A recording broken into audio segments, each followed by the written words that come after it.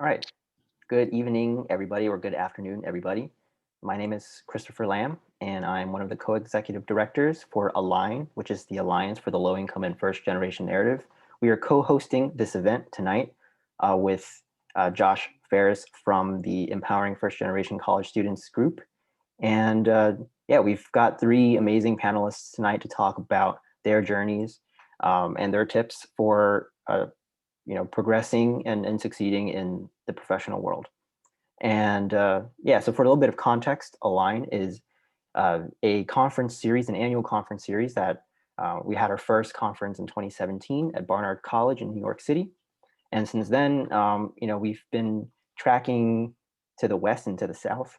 Our founding principle is to expand the orbit of the narrative around first gen low income student support and empowerment to include schools beyond the Ivies where that conversation started, and to also beyond the Northeast where that conversation started, to include more geographies, more kinds of schools, and to develop that conversation.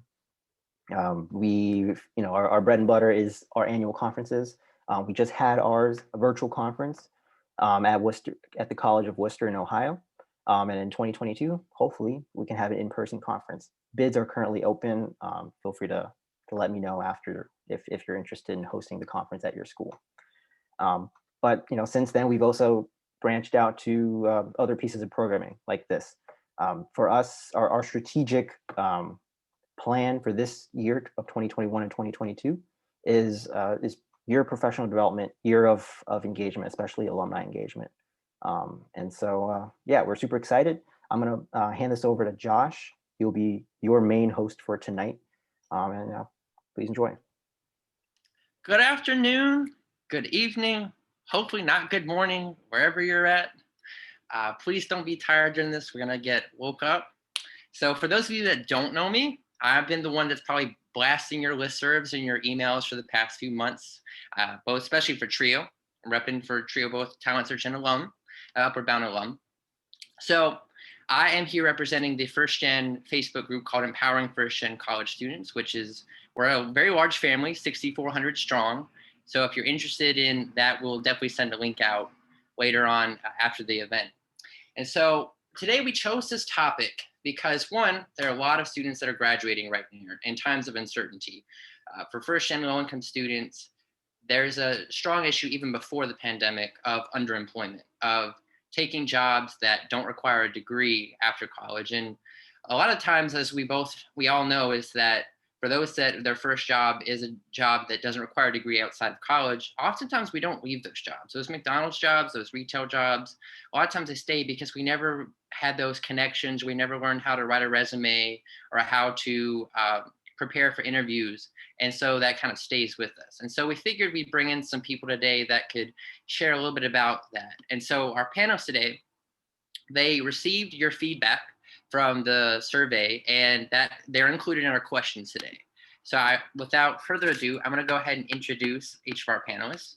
So the first one we have is Michael Watson. If you could just wave your hand, Michael. So Michael is an employee experience advisor for the Port Authority of both New York and New Jersey. Before that, he held the role of the Deputy Director of Human Resources for the Port Authority of New York and New Jersey.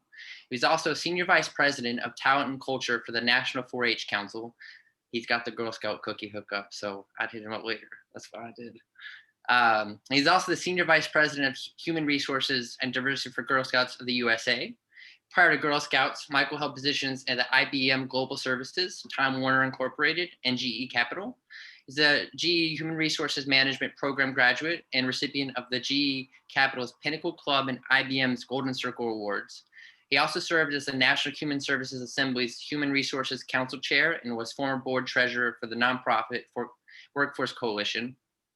And then currently on the boards of the Manhattanville College and Robert F. Kennedy's Children Actions Corps, as well as the First Gen Yale Group. He has a Bachelor of Arts in Economics from Yale University and a Master of Science in Organizational Management and Human Resources Development from Manhattanville College. His publications include the chapter How to Promote Diversity and Inclusion in Nonprofit Management 101. So pretty seasoned. We got some good people on us. Next, we got Kris Kizer. Kris, could you wave your hand to the group? So Kris has led an ad agency teams to produce global advertising campaigns for McDonald's, Coca-Cola, Disney, Marvel, Alzheimer's Association, and Porsche cars. Kris also worked with the World Bank Group, United Nations, International Trade Center, and the African Union, advising leaders on how to systemize their marketing processes in order to continue raising global awareness on building Africa of tomorrow. He served on a marketing advisor towards youth advocacy nonprofits, highlighting issues such as youth justice and the criminalization of Black and Brown youth in America. In addition, Kris advises Black Chamber of Commerce organizations across America to position small Black-owned businesses to thrive, while increasing exposure to Black generational wealth building within African American communities across the U.S. He's an award-winning speaker from Toastmasters International. He holds a BA in Communication Studies and studied psychology and entrepreneurship from Augustana College. I'm sorry if I butchered that. And is also a first-generation college graduate. I forgot to say this, but I'm pretty sure Michael is as well. And then finally, last but not least, is Kelvin Weathers. Kelvin, could you wave your hand? Yeah. So Kelvin is a sales and marketing professional working with Home Advisor. Kelvin is part of Houston Independent School District's Ascending to Men program, which seeks to cultivate areas of growth for students of color. As a life coach, educational consultant, and mentor, Kelvin has volunteered and worked with churches and nonprofit organizations, and has spoke with youth, adults, and other diverse audiences for the past 17 years. He's also a first-generation college graduate. He earned his Associate of Arts at Houston Community College and Bachelor of Arts degree at Texas Southern University. So without further ado, we're going to jump right into it. Now I'm going to start with our first question of the day. So for all three of you, however you feel like you can best answer, if you think you want to answer it, feel free not to if you don't want to, is how did you get where you are today as a first-generation professional? How did you decide your career path, and was it what you studied in college? How I got started I got started basically kind of stumbling. Somebody believed in me. They believed in my potential. They believed in what I could offer. I was a political science major at Texas Southern and a journalism minor. So I should be, if I pursued, I should be a lawyer. I should be in that field or a journalist. But I didn't pursue those fields because individuals saw potential in me along the line as far as marketing and in speaking, and they believed in me and they just saw potential in me. So I started with a role that a telemarketing role, then into other sales roles, and it kind of went from there. It kind of bloomed just from someone believing in me, taking a chance on me, and that's kind of how I'm where I am today. In my career in my field, basically because of that. It wasn't. I didn't set out to it. That wasn't my desired field growing up. But this is how it evolved into that point where I am now. And I would just say that when I arrived at college, my plan was to become an accountant. And I found out during the orientation that you can't major in accounting at a liberal arts institution like Yale. And so panic set in. And so I knew that I had 4 years to figure out some alternate career path. Otherwise, I wasn't going to have a place to live. And so I spent a lot of time at career services. I talked to a lot of people and experimented around to find an alternate career path. And it was through my volunteer activities of working with the Minority Business Association, which was a student group, that I found I liked matching people with jobs. That's how I discovered an interest in human resources. So it was a circuitous route, but that's how I found it. So that's why I would say for students, take advantage of not only your classes, but also your extracurricular activities and your internships to figure out what you might want to do, et cetera, because I would not have discovered that path otherwise. Yeah, I'm going to have to add on to what Mr. Watson has said. When I arrived at Augustana College, I thought I was just going to be a psychologist, the guy that you talk to vent about your issues on a couch, and they were going to call me Dr. Kizer, and I was going to have my own private practice. None of that happened because when I arrived, I still liked psychology, and that's why I went to the college that I went to, because for my love of psych. it just so happened that the way psychology is taught, I like to use psychology a little different. And then I uncovered this thing called consumer behavior. And I was like, well, what the heck is that? Consumer psychology. And then once I started to learn more about, well, I really like understanding why people buy things, why people do what they do. You know, why is it that we engage with certain brands? That's what kind of turned me on to marketing.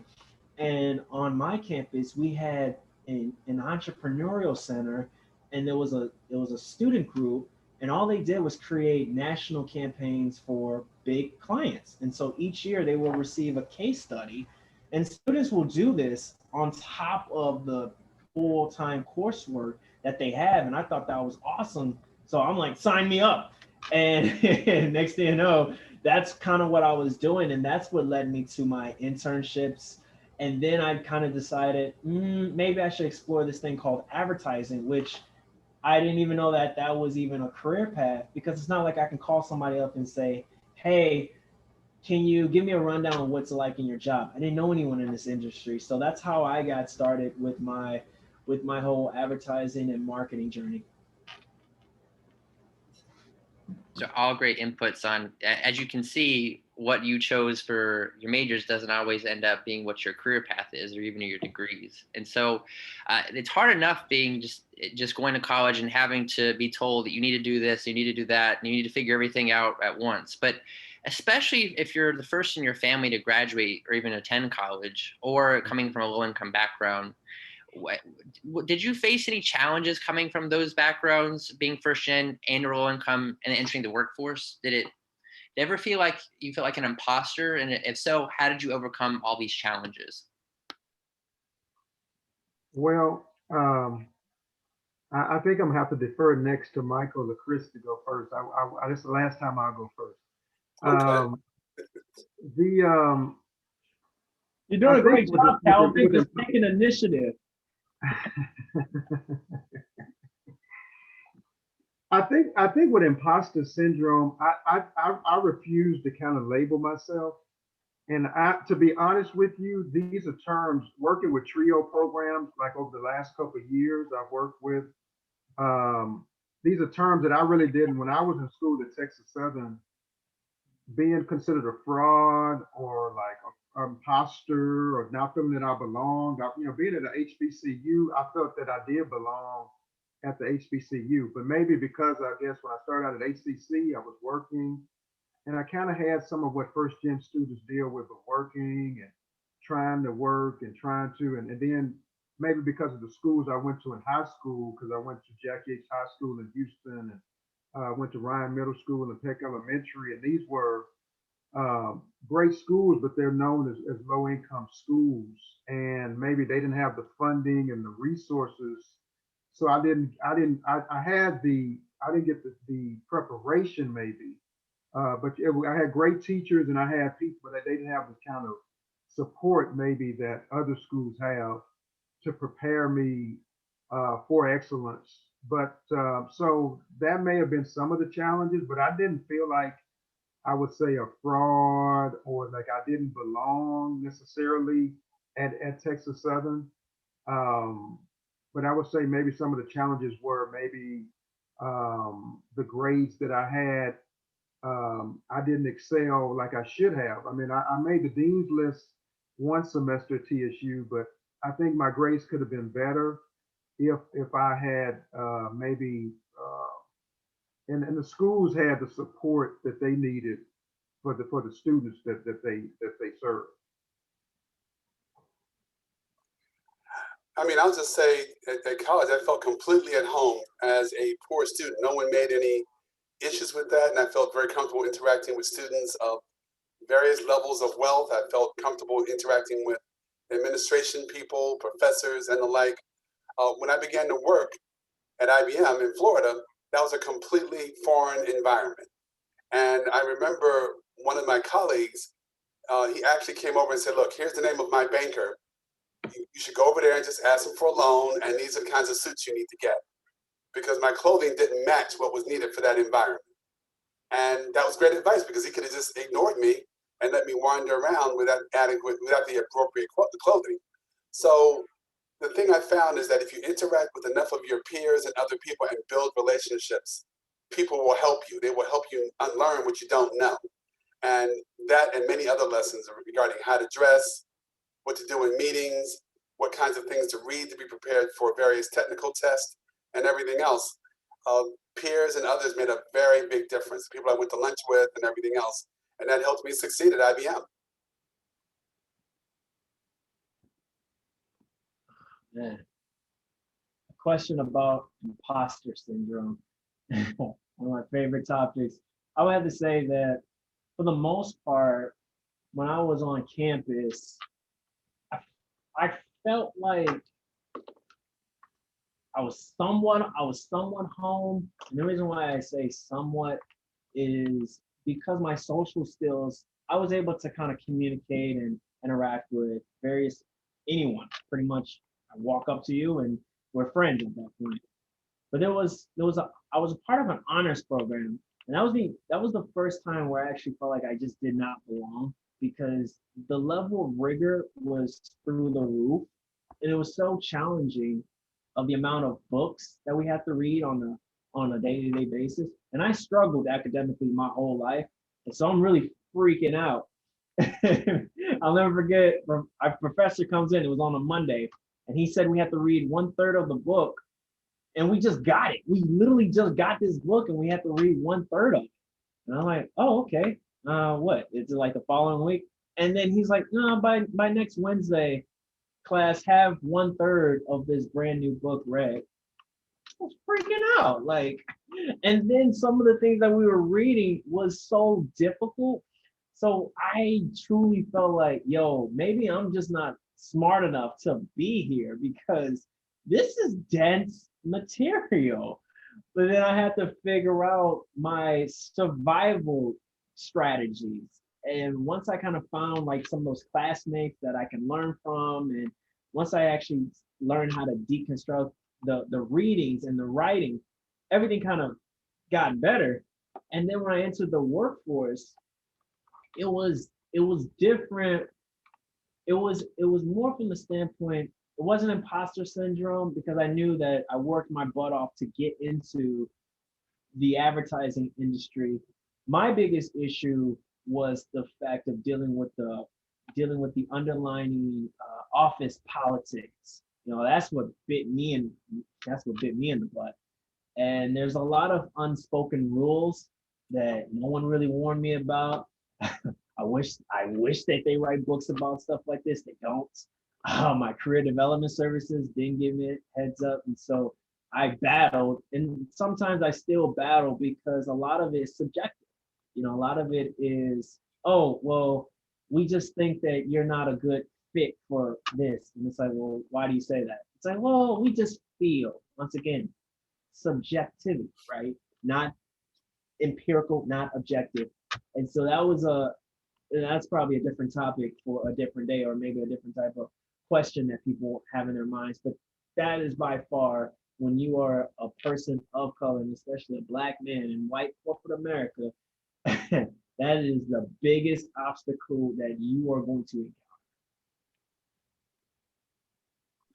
encounter. Yeah, so we hear all these challenges, and I think something that some of you were alluding to is that this person having to come along and tell you what you don't know, or give you some of the advice or guidance that you didn't have from your families or in your networks. And so this next question, it's our last question before we get into the technicals of the job process. And so, who are your mentors, and how have they helped you along your career path? Did you initiate the relationship, say, hey, I want you to be a mentor, or did they? Like, what's that process look like, especially for recent grads? I mean, I would say in my case, I never asked someone to be a mentor, but I often ask people for advice if I had questions. And some people, if they find it, they either like you, or that you're working hard, or that you're trying, they will become a mentor to you.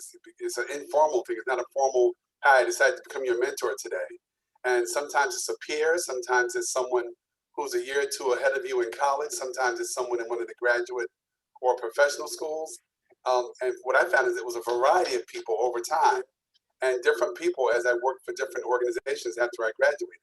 And they were all very valuable in helping me either get to that next step or learn the rules of how an organization worked, those hidden rules.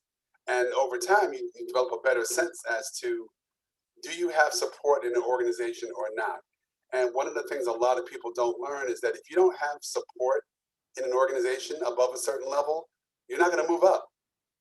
And a lot of people don't realize that, and they stay there for 10 or 15 years and wonder, what happened to my career? But your career didn't advance because you didn't have a supporter, you didn't have a sponsor, you didn't have someone who behind those closed doors was saying, I like Susie, I like Johnny, we should move them into that role.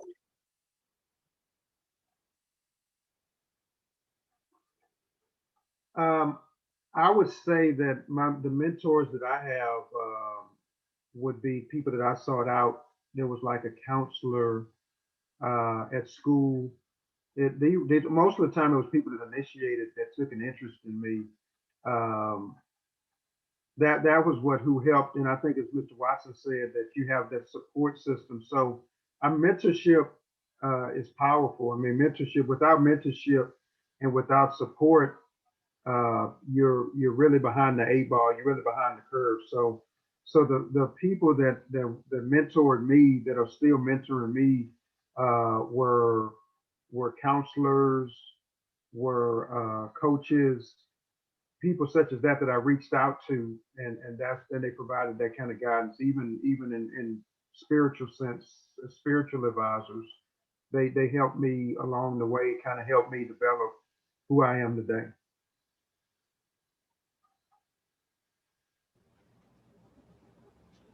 Yeah, I would say for me, I slowly recruited my team of mentors. So I have mentors for like different purposes, for different reasons. Uh, in my career, in my advertising career, I didn't have any mentors. I didn't have any advocates. It was pretty much a fend for yourself, which was kind of fine because it didn't bother me because I knew I had mentors outside of the industry that I can kind of call upon. So that's how I was able to get around that. But I'll take a different spin on this. For Toastmasters, however, I'm competing for the World Championship of Public Speaking, and that I needed a whole team of mentors for that. And so I sought out previous veteran speakers, and they just talked me into it. So this wasn't a goal of mine when I joined Toastmasters. I just wanted to just get a little bit of stage time and just have fun and go home. They were like, nope, Kris, we think you've got something here and we want to challenge you to go for it. So I'm like, okay, cool. So now we meet on the regular and we talk to each other almost on a day-to-day basis because we try to figure out some sort of game plan of how I can construct speeches, how I can construct presentations. And so I think mentors for your, I'm gonna say day job, because I think mentors can also be expanded for other areas. If you're trying to get into entrepreneurship, you might need a mentor. If you're trying to do any type of endeavor, 9 times out of 10, you're gonna need a mentor and you may need an advisor. So those are my initial thoughts on that one. Yeah. So I think just echoing what a lot of you said is that a lot of people don't have just one mentor. A lot of people have multiple mentors for multiple different reasons or different types of support they offer. And so, like they said, it can happen organically where you just meet someone and people want to give you advice, or it could be you reaching out or them reaching out on purpose. So it's a mix of different reasons. So this next few questions are more the technical aspect, really geared towards the graduate's perspective, the first gen graduate's perspective. So what are some best practices for students to both find jobs and navigate the interview process? How would you network to help with both finding jobs and getting a job?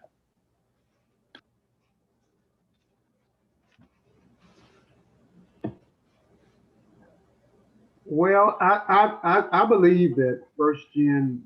I don't believe just in just looking for a job. I believe you look for a career. But as far as and I think some other have shared, Kris has shared some of the resources that as far as finding jobs. I think you when you have if you're a part of extracurricular frats or fraternities, sororities, I think there are great places in networking with people in your fraternity, your sorority, your counselors, your advisors, um, meeting those relationships, those associations can help tremendously with where to go after you finish and having a job or having something set out once you finish. Those relationships, they say the old saying is not what you know, it's who you know, and that is still pretty true. Um, you can know a lot and you can, but also who you know can get you in the door. And if they get you in the door, once you get in, you just bust it in, and your skill will break it down.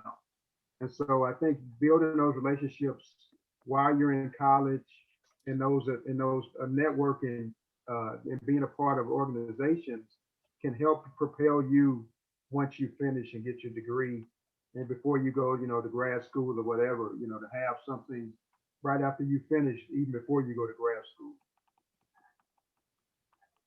Yeah, I'm gonna jump in here really quickly, Michael, because it, it's funny because I was in this process like 3 years ago, and to a certain extent, once you get into the professional world, you're still in this process because you always have to figure out what's going to be the next move, what's going to be that next transition. And when you think about what happened with COVID, a lot of people end up pivoting of a lot quicker than what they have imagined. So for me, I think that part of it is that students, parents, practitioners have to always keep in mind that 80% of the job market is in advertise, right? And so when people say networking, we're really alluding to that 80%. So when you look at jobs or internships or fellowships or rotational programs or anything of that nature, that's just 20% of the job market because it's being advertised. The 80% comes from you're on the golf course and they're talking, and next thing you know, an opening just opened up. But because you are in the proximity, you're having that conversation. They ask, John asks Bob, like, Bob, do you know anyone? And then John's like, yeah, I recommend Randy. And so that's how a lot of that transpires. And when you're a first generation low income college student, you have no visibility into that, but it happens on a day-to-day basis. So I think that from a networking perspective, and this is what I did. I didn't have big networks. I couldn't call up pot a lot of people, but because we have LinkedIn, I believe that students really should treat LinkedIn like a job. Like every day you should be on it. You should be sharing content. You should be getting your name out there. You should be sharing your experiences, sharing your thoughts. When articles are being shared, you put your 2 cents in, share your POV, because you do get noticed for that. And then also don't be afraid to cold reach out to people. I've reached out to C-suite executives just for an information interview, just so I can learn more about what they do and the organization and things of that nature. People actually appreciate that because you're not reaching out to them for a job. You're reaching out to them for learning. And that's the key. And you're actually trying to build a long-term relationship. The other aspect is you want to get an idea of, oh man, like this is almost like a whole panel conversation in itself because there's so many facets of the job process that we don't really talk about, but I'll leave it at this for the last component, is that you want to get an idea of what type of industry, line of work that you can kind of see yourself doing. I think a lot of times students get this idea of like, I just got to get a job. I just got to get a job. I just got to get a job. Like, whoa, pause. Going off of what brother Kelvin is saying is that you want to maximize the skills and the experiences that you have created in the college.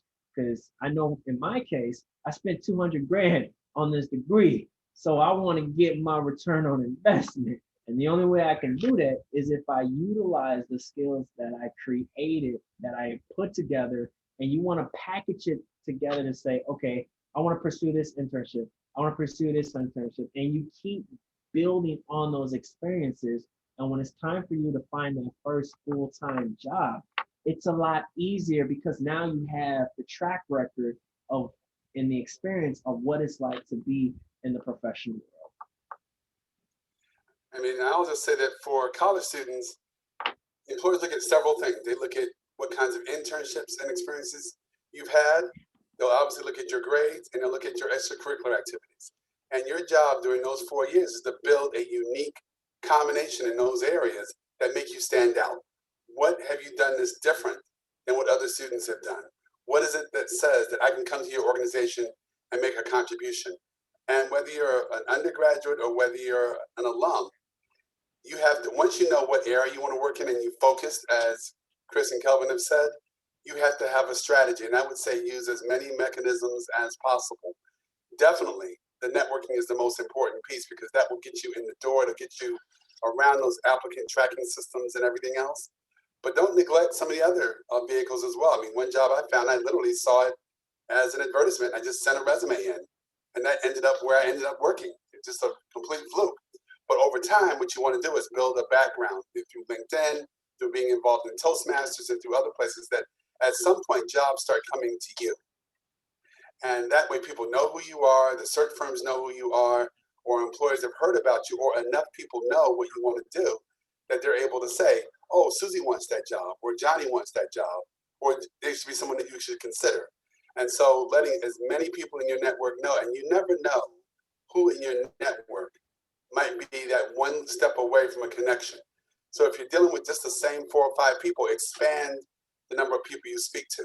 And I'll talk about what Kris did. And I joined Toastmasters after college when I was working for IBM in Florida. It was one of the best experiences of my life.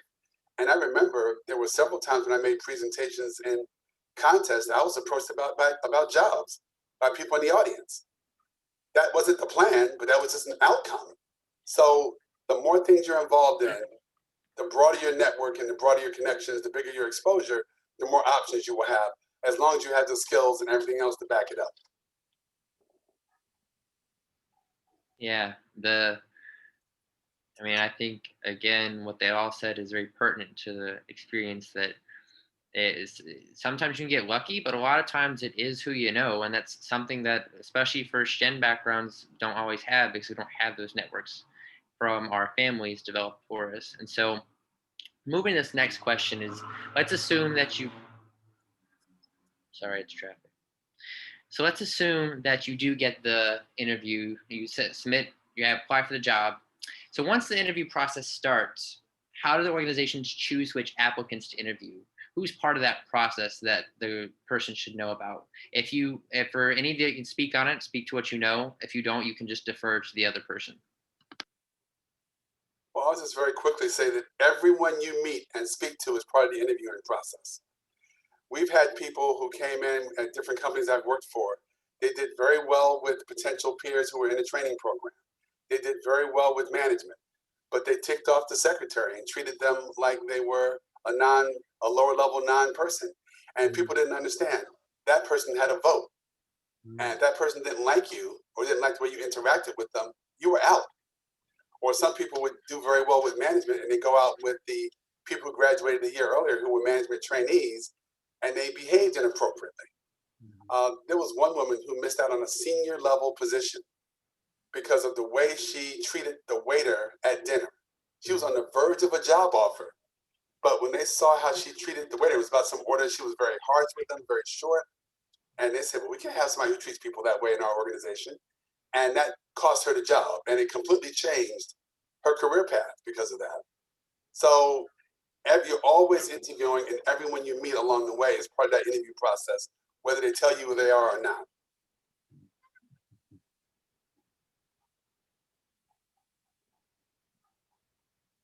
Well, I think Kris can add on to, but I would say your, the HR, secretary, manager, assistant, anybody you talk to, anybody that you interact with is a part of that process. I'll just add this quickly, what Kris was saying about LinkedIn. The position I'm currently in right now was found through LinkedIn. I mean, they found me. it came, I didn't apply. They found me and then I interviewed, but they found me through LinkedIn. So, but like I think Mr. Watson said, anybody anybody you interact with, from the person that opens the door, from the person you talk to that is scheduling you to come in, whoever that might be, that's a part of the process. Primarily you would say like, the manager or the president or the assistant to the president. But as far as the process of you interviewing, anybody you interact with is critical. Your interaction with them definitely plays a part in you getting hired and getting brought onto a company.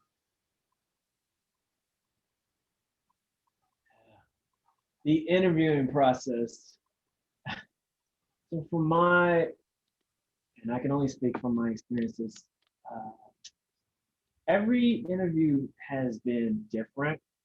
It's a different process when you're in the creative industries. Advertising is considered one of the creative fields. They have a different interviewing process, but it's still the standard is you're gonna go through HR for the initial phone screening. And then the second round would be you meet with a manager, which would probably most likely be your direct contact manager. And then the third would be a group where it's like this could be potentially your team that you work with on a day-to-day basis. And afterwards they talk to see, okay, do you like Josh, or what do you guys think about Kelvin? And then people kind of share their thoughts. Now when you go to other industries though, I will say that it is different.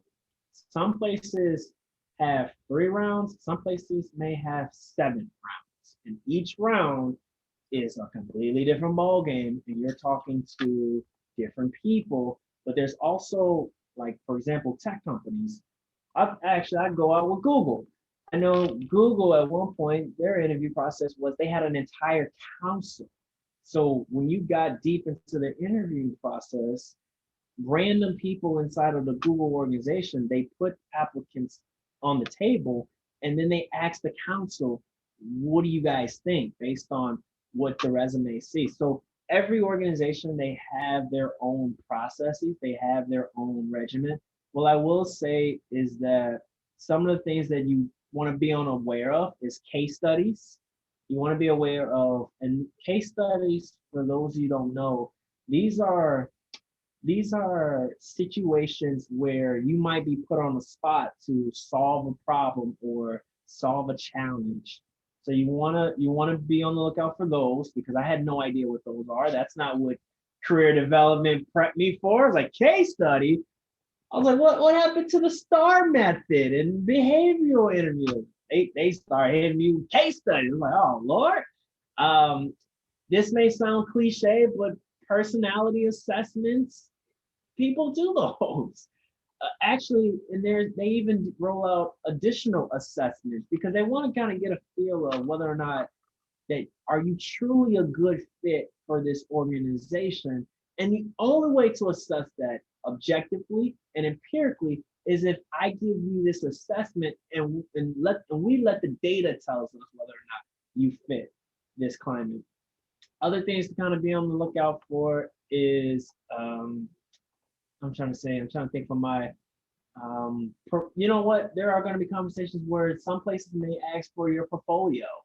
Like that may be the whole interview where they invite you to say, okay, Kris, can you walk us through what's in your portfolio?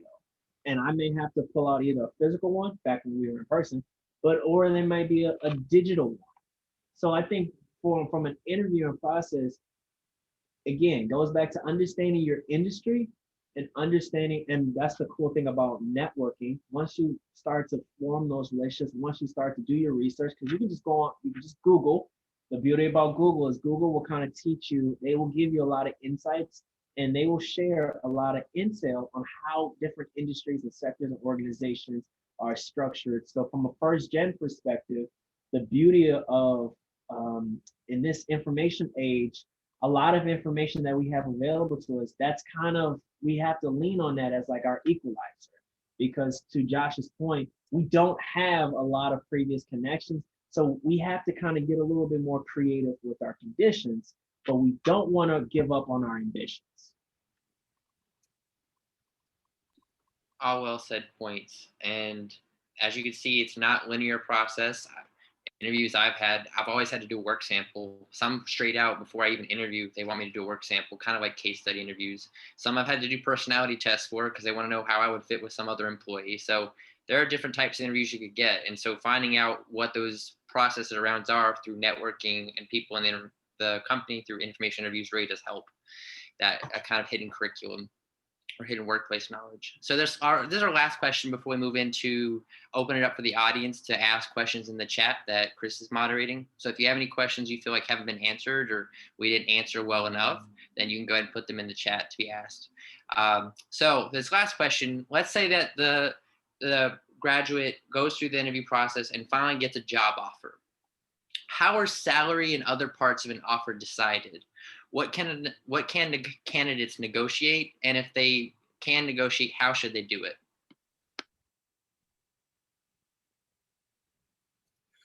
Well, I'll just very quickly say that there's two kinds of organizations that come to mind immediately. There's one type of company or organization that hires hundreds or maybe thousands of management trainees. I'm thinking about the banks, for example. They will tend to have a very regimented salary structure, whatever that is. They may not have that much leeway in terms of what they're able to give one person versus another. There's other organizations where they're hiring for specific positions and they're not hiring them in large volumes. There's probably more flexibility there. And the question is how do you negotiate the best possible salary? One, you have to know what you're willing to take in terms of a salary. But more importantly, if you can generate competition for your services or if you have more than one employer who wants you, that gives you leverage by default, because then you can compare one offer versus another. And there's also other things that you can negotiate regarding starting time, regarding vacation time. Sometimes, like I said, if it's a more traditional organization that's hiring a lot of people all at once, and we not have a lot of flexibility there. But if you're in a high demand area, computer science, engineering, etc., you might be able to negotiate a sign-on bonus and those types of things. The key thing about the salaries is do your research through career services. Try to find alumni who work at that organization to find out what's reasonable to ask for, whether there is any flexibility. And the homework is the biggest part of it. And the key thing, though, is get yourself in a position, if it's possible, where you have more than one organization that wants to hire you, because that gives you the leverage to get what you would want. Yeah, man. Michael pretty much took the thoughts out of my head. So I'll go on from a different perspective. I think that you can, and Mike's spot on, like you can negotiate, believe it or not, even if you're coming out of college, you can negotiate quite a bit. And I think a lot of times that's something that we don't have a lot of conversations about, because when you look at your compensation package as a whole, you can ask a little bit more, right? Like, like there's no shame in asking, because the worst thing they can do is say no, right? But a lot of times with employers, when they really want you, they're going to negotiate with you, even though you're coming straight out of school. So I want to debunk that myth, because I had a professor in one of my business classes, and she told us straight up that it's a complete myth that college grads cannot negotiate. She's like, that's wrong. You absolutely can. And especially if you have the skills, if your experiences, and if you walk in there, because employers are kind of expecting you to do a little bit of negotiation. Here's one thing my mentor told me. And he told me that, Kris, anytime you walk into a negotiation table, when it comes to like salary, you want to have an idea of 3 numbers, right? The first number is, this is the number that I absolutely need to live off of. Like I can't go lower than this number, right? Whatever that number is for you. But then the second number is, okay, this is the number that I'm willing to meet them on, right? But then the third number is like the pie in the sky. Like this is my dream number. And so what we found, and I actually utilized that, and what I found is that when you have an idea of those three numbers, it helps, and it makes sure it ensures that you don't go, that no one lowballs you, because you now have an idea of, hey, I have my survival number, I have my idea number, and then I have my dream number. And once you do your research based off what Michael was kind of saying, well, if it's grade scale, I mean, there's a lot of salary websites that you can look to kind of get a feel of the industry average, but also look into city average, because the money that we get paid in Chicago is going to be a lot different than the money that people are getting paid in Minnesota or Seattle and so on and so forth. So geography and location does matter, and it does impact your salary. Now, it remains to be seen whether or not COVID, with everyone working remotely, whether or not that's going to change things. But for the most part, that's still in effect. But I think that students should always have an idea of those three numbers, because it gives you more of a game plan, more of a strategy. And don't just accept, and the number that they throw out, don't just accept it on the first table, because what we found in the data is that a lot of women are being underpaid in the workforce. And I had a professor, and in her data points, because when she was doing her PhD and her dissertation, she found that a lot of women just don't negotiate. And the pay gap just increases over time, because the money, and here's what a lot of people don't realize about money and salary.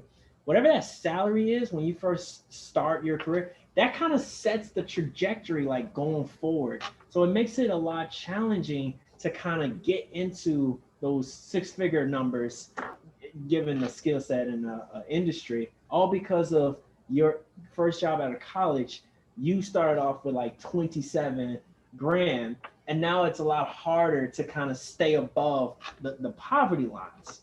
And so I think students just have to make sure that they're doing their research, but then they also need to walk into those negotiation tables, treat it like a Shark Tank, have those three numbers, because it's going to work in your favor versus accepting something. And it turns out the research says, and by working with your colleagues, you found out that you're severely underpaid.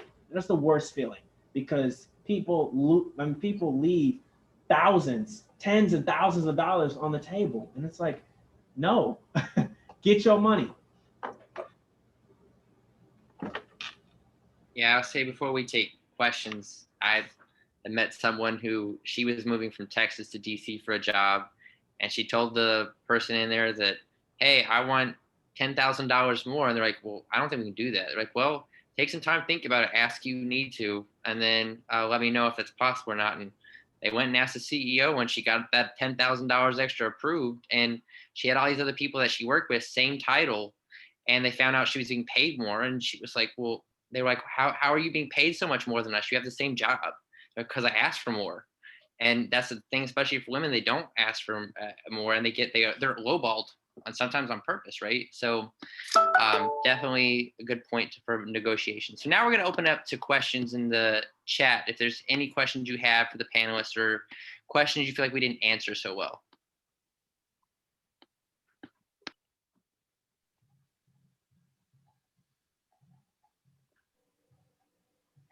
We don't have any questions from the chat, but feel free to either raise your hand using the raise your hand feature, or if you can't find it, like, feel free to just unmute yourself and speak out.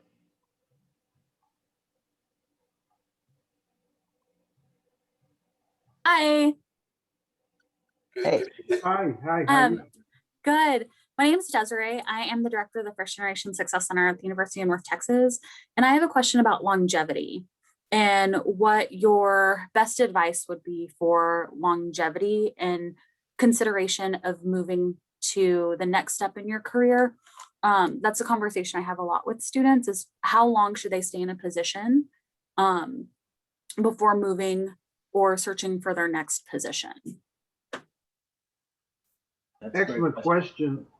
As long as you feel fulfilled and rewarding, and you have a purpose and you have a passion, and it's not drudgery. It's not, as long as they feel that they really are growing and developing and maximizing their gifts and their talents is, I would say.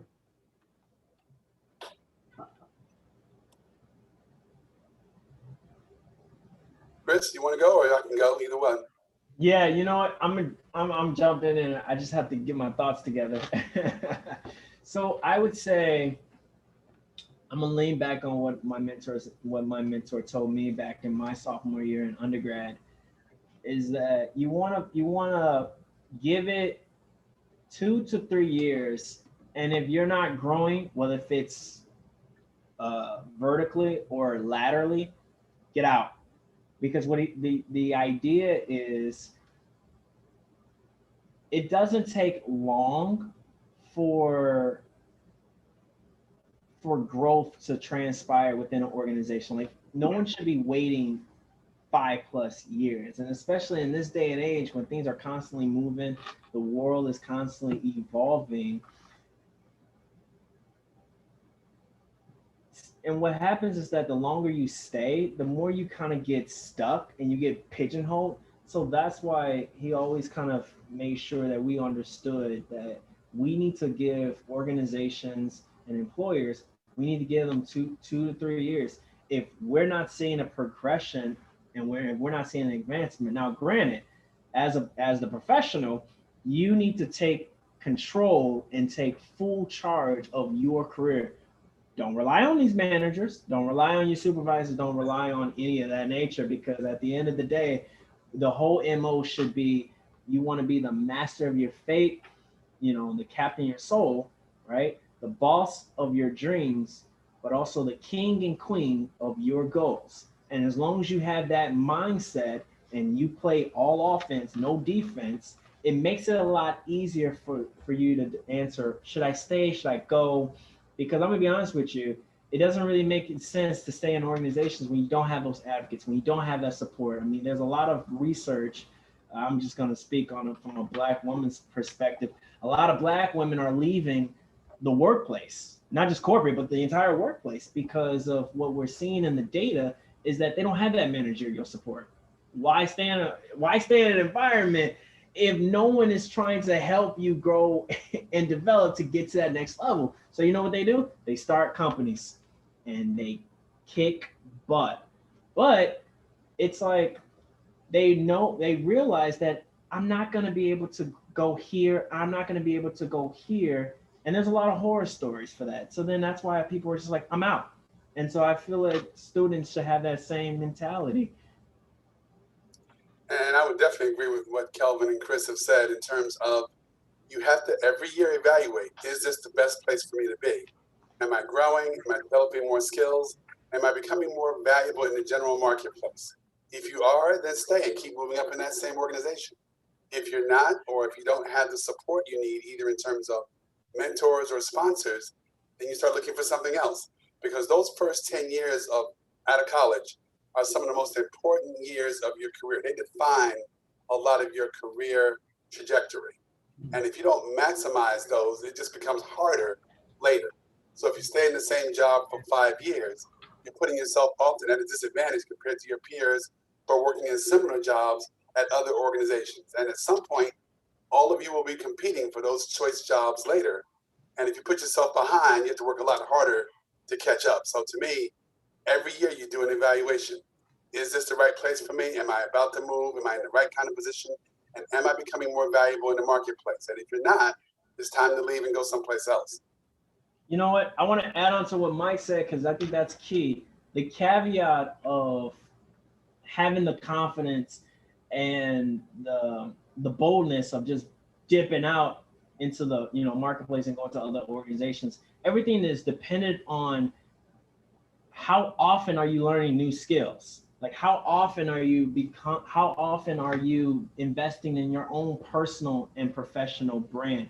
If you're not learning new skills on, let's just say every 12 to 18 months, or even staying current with where the world is heading every 90 days, it makes it a lot harder to pivot from one organization to go to another, or to pivot from one industry to another. So you have to stay in learner's mode.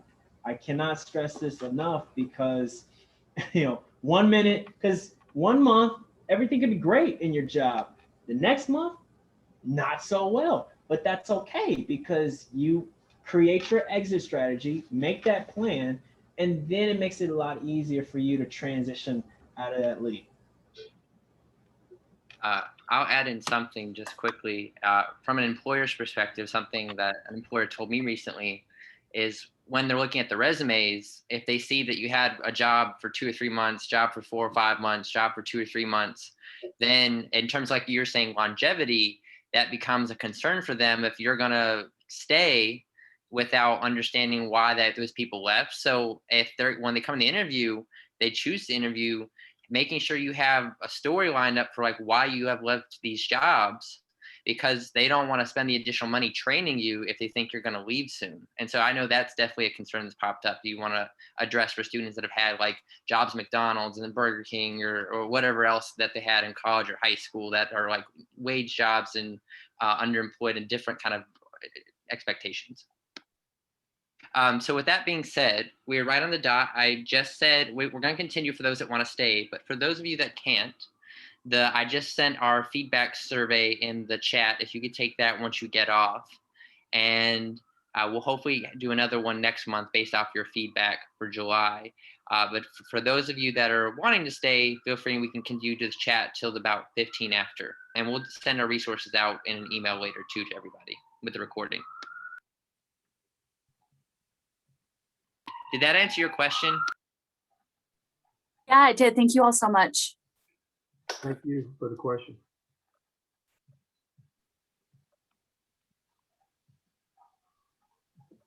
Not to turn this into a panel of 5, but I'll also add that two other points. One, that a cheat code that I mentioned earlier in the chat, that sort of like a cheat code for getting in the door that I've found is federal government jobs. My first job out of college, and my first internship, and therefore my first job out of college, was a data scientist position for the federal government. And then there's like a lot of regulations in place to like make sure that everybody sort of like has the same like playing field in which they're applying. And so like you maybe in higher positions, not like a line worker entry position, there might be, some of that like behind the doors situation going on, but like the government babies you in that like there's a public schedule of your salary depending on your grade and your step, and there's like a cost of living like standard that they've like normalized according to where you're living and where you're working. And so like everything is it's sort of like baby's first job in that like I didn't have to do a lot of like the aggressive work that Michael and Kelvin and Kris talked about, because the government sort of took care of it for me. The other thing is that might also be because I was in tech, and so like another cheat code is I think Michael said about like a highly desired like field like tech. Like if you know how to program, everybody wants you. Everybody will treat you extra nice. And so if you're a student, especially like an undergrad, like you have time to learn how to program. But even if you aren't like still an undergrad, or you're a senior, it's never too late to learn how to program. I tell everyone whenever I can that learning how to program changes everything for you in terms of your professional prospects as we enter the age of big data and machine learning and AI, as it penetrates not just tech anymore, but every field. That's like the people who learn that skill first are gonna corner the market of jobs. Can I add something real quick? I know, and I think though, like one of the things that a lot of students don't, even with this, it's not. I know we want most students to make as much as 6 figures and beyond, but it's also not just what you make, but how much you keep of what you make. So definitely, you want to find, someone or get people who can help you with if it's investing, if it's saving, and just not just how much you make, but if you can make 80 grand. If you spend 85, or and you have loans coming out and you spend, so it's not just what you make, but it's also, how much you can keep of what you make and grow what you have. And I like Kris with the C. I like what you said about tech, because I think it kind of goes back to how students structure their whole education programs with their majors and with their minors. Because what I've noticed is that what happens is that when you don't have those technical, those transferable, nor those personal skills, then your education starts to become a factor. Now, when you start to have those skills, that kind of can offset a lot of pretty much what you studied, because it doesn't really matter. I even, for my resume, once I became an upperclassman, I started to shift my studies and education. I moved that all the way towards the bottom of my resume on the second page, because the first page was purely about a lot of leadership, internships, things of that nature. So it really didn't really matter what I studied. And what I've noticed with a lot of my peers, even though we're 3 years out, they still can't look for work. And it's not because they're not putting in the work. They show me the receipts. They put out thousands of applications, but when I look at their not just their resume, but when I look at their skill set and what can they actually bring to the table, they can't bring a whole lot of things to the table, to the marketplace. And when you think about this capitalist economic system, that hurts us. If you can't bring certain value to the table, especially when you have students who've gone 4 years at an institution, no internships, no apprenticeships, no fellowships. So then when you get out into the job market, it's a hard bargain to even ask for entry-level roles. Well, you don't really have that background, so a lot of employers will say, well, you're not really worth X amount of dollars, so that's a hard no. And I would say every year you're in school, you have to have a plan, as Kris and Kelvin have said. What skills do you want to acquire, and where are you going to use them? You can use them in a volunteer activity. You can use them in a student association. There's a wide variety of places where you can learn skills and use them. And even after you graduate, if your employer isn't giving you a chance to develop certain skills, develop those skills on the outside. Do them on the weekend, do them in the evenings, because it's all about your market value. And you, as I think Kris said earlier, you're the captain of your career. You are the captain of your own development. Do not depend upon your employer to do that. If you're doing it, great, but always feel free to supplement it with what you do yourself, whether it's things you pay for or things you volunteer to do, but always think about your development and what impact that has on what career options you have, because ultimately your value is determined by you. And if you don't take the actions, you're not going to be as valuable, you're not going to have as many options. Retweet. So does anyone else have any questions besides what the last one was? Thank you, Desiree, for that question.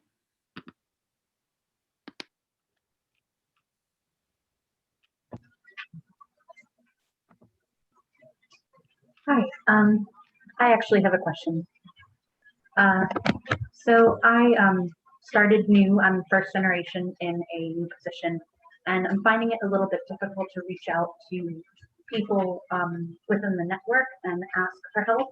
I can't help sometimes but feel like a burden, or but feel like I'm bothering people when I ask particularly like financial questions, detail-oriented questions, things like that.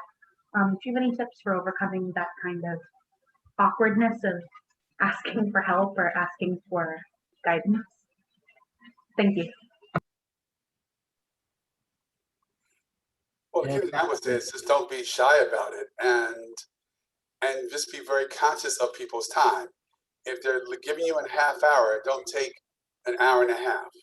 Or if you think about you have some time with someone to talk about financial things, what are the most important questions you can ask them? Think about that. And if it's stuff that you can find on the internet or find in some routine way, use that person's time in the best possible way and that will gain them more respect for you. And if it's something that requires expertise, maybe you do see a financial planner or an investment advisor or something like that. Or if it's something technical, maybe Google can help you find it or whatever. But the key thing is, if you're respectful of people's time, you always say thank you, and that should be okay with people. But the key thing is, people are very pressed in terms of their time. Use it well, show your appreciation, and at some point, if you want, show them what you did with it. Whether it's a new job or where you ended up or something, people like to hear good stories about the impact that they've had. In fact, I'm still in touch with my 4th grade teacher, my first manager I've had, and when I worked, all those people I'm still in touch with because they want to know how you're doing.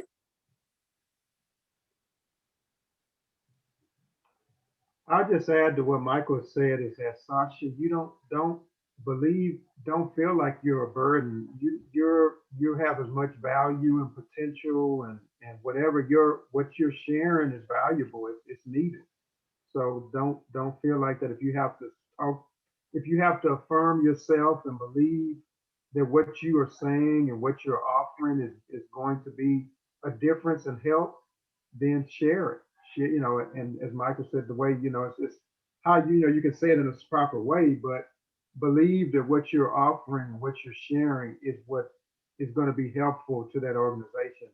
So I just share and share what you have, and don't be afraid and don't be bashful about it. Yeah, just to kind of add on to it, from whenever you reach out for someone for help, they appreciate it because they look at it as, okay, all right, because you're giving them kudos. Well, if it's an area of expertise or something that they do really well, or maybe you just admired how they do different things. So it's never about they feel like you are a burden to them. If anything, that's one of the best compliments that you can give someone in the professional world. And that's to kind of add on to what Mike is saying. What I like to do tactically is, depending on who I'm meeting with and what the purpose of the call or the session is going to be, I always like to outline things that I would like to accomplish as a result of this call. And these are outcomes, these are objectives, these are like key questions, however you want to frame it before the discussion starts. Because sometimes, like for me, I'm one of those people, I need to prepare for certain discussions.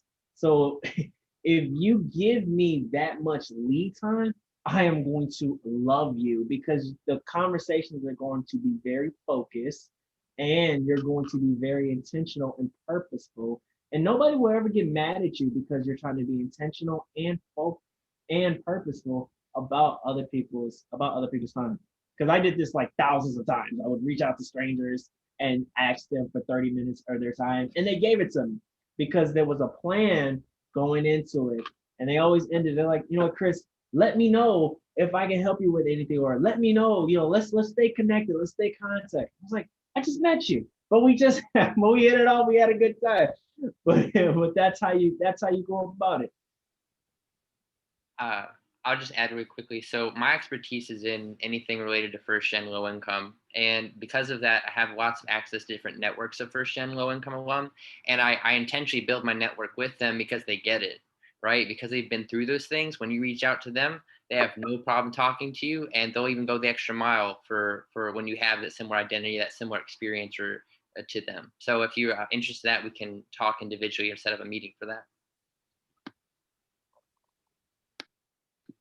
Thank you so much, everyone. Thanks. Oh, thank you for asking the question. Yep.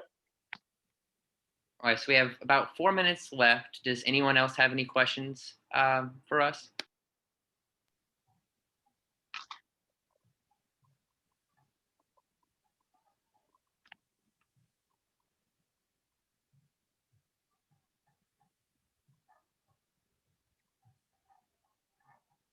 Okay, so no. If you don't, that's okay. If panelists, if you could just put your contact information in the chat, we'll give it in the email as well. That way, for those that are left, can reach out if they have additional questions or want to meet one-on-one. Thank you very much. It was a great afternoon and evening, so thank you. Thanks, everyone.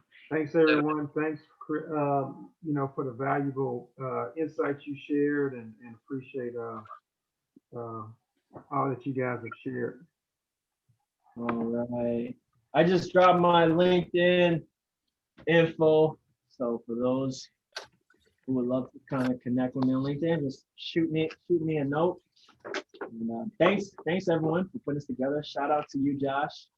P.S. Josh, we still have to connect for our call on this part 2 of first gen low income student research. Oh yeah, I got lots more toys to play with, so I'm more to give you. Oh, that's exciting.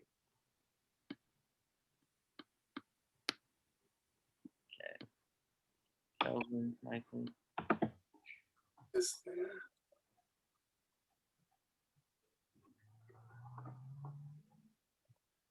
And don't forget to fill out the survey when you get off here for those of you that haven't yet. I think it's literally like 8 or 9 questions.